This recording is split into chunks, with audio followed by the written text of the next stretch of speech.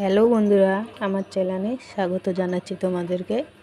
আশা করি আমার ছোট্ট ব্লগ একটা নিয়ে আসলাম তোমাদের সামনে, ভালো লাগবে, দেখতে থাকো। দেখো এখানে খাসির মাংস নিয়ে আসছে আমার বর। কেউ মটন বলে, কেউ খাসির মাংস বলে, যেটা বলো। তো আমি দেখো মাংসের মধ্যে যে মশলাটা লাগে ওই মশলাটা দিয়ে মেখে নিয়েছি। মেখে নেওয়ার পরে এখানে একটু 5 মিনিট ভালো করে একটু মেখে নেওয়ার পর 5 মিনিট ঢেকে দেবো একটু। তো ভালো করে আগে মেখে নিই। চামচ দিয়ে মাখছি, কেন হাত দিয়ে মাখছি না। এখানে লঙ্কা দেওয়া আছে, হাত জ্বালা করবে বলে। তো আলু ফ্রাই করে নেব, একটু লাল লাল করে একটু ফ্রাই করে নেব। তো আলুটা একটু বড় করে কেটে নিয়েছি আর ফ্রাই হয়ে গেল। তো এখানে তেল দিব, তেল দেওয়ার পরে তেজপাতা, তারপর পেঁয়াজ।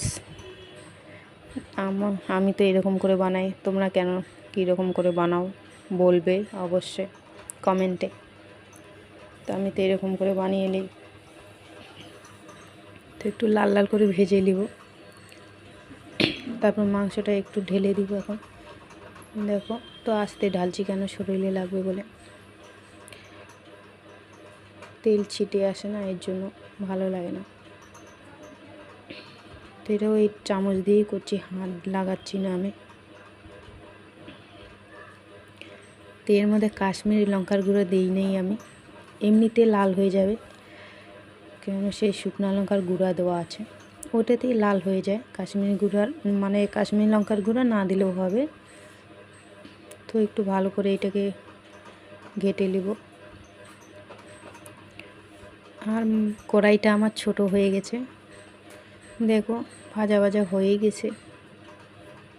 দেখো ভাজা ভাজা হয়েই আসছে। তো আলুটা অ্যাড করে দেবো, যেটা আলু ভাজে রেখে দিয়েছিলাম। আরও একটু ভালো করে ঘেটে নেব। আর আলু তো এমনি তো গলে যাবে, কেন তেলে ফ্রাই করা ছিল। তো মাংসটা একটু বড় বড় করে কেটে আলু দিলে ভালো লাগে। তো চিকেন মাংস এমনিও খেতে মনে করো, চিকেন খেতে অতটা মন করে না। তো আমার বর আজকে নিয়ে আসলো, এই জন্য বানিয়ে দিচ্ছি। তো এখানে 1 কিলো আছে। তো বন্ধুরা, আমার ব্লগটা কেমন লাগলো বলবে অবশ্যই কমেন্টে।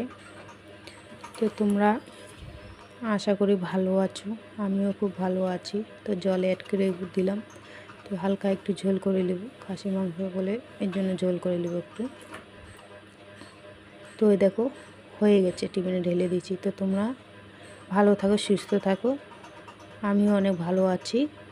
যদি ভালো লাগে তো লাইক কমেন্ট শেয়ার করে দিবে।